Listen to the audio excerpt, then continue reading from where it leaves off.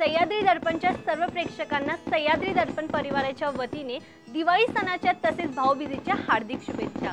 ही दिवाळी सर्वांना सुख समृद्धी आणि भरभराटीची जावो ही ईश्वर चरणी प्रार्थना।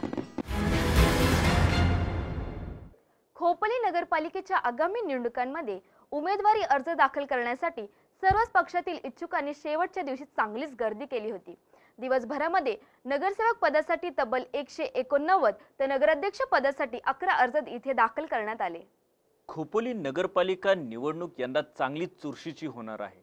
कधी नव्हे ते यंदा सेना भाजप यांनी राष्ट्रवादी शेकापला ऐन निवडणुकीत जोरदार धक्के दिल्याने राजकीय वातावरणात सेना भाजपने आघाडी घेतल्याचे दिसत आहे।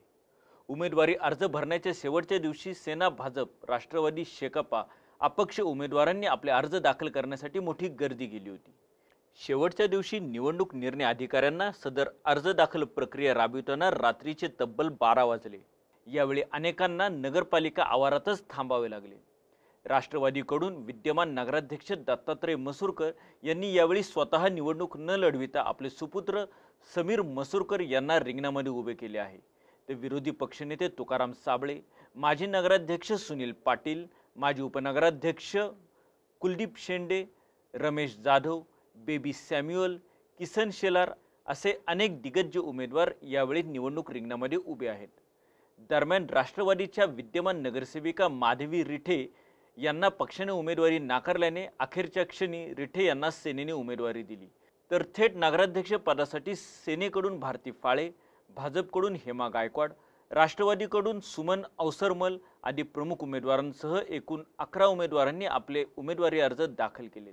यावेळी शिवसेना पूर्ण ताकदीनिशी निवडणुकीसाठी तयार असून परिवर्तन निश्चितच होणार असल्याचा विश्वास माजी जिल्हा प्रमुख महेंद्र थोरवे यांनी माध्यमांशी बोलताना व्यक्त केला। यावेळेस खोपोली नगर परिषदेच्या निवडणुकीमध्ये मागील 5 वर्षामध्ये शिवसेनेच्या खोपोली नगर परिषदेमध्ये असलेले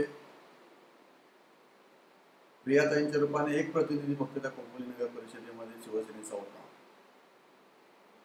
परंतु आता जिल्हा संपर्क प्रमुख अजयजी बांदेकर, जिल्हा प्रमुख आमदार मनोज शेठ भोईर, खासदार श्रीरंगप्पा बारणे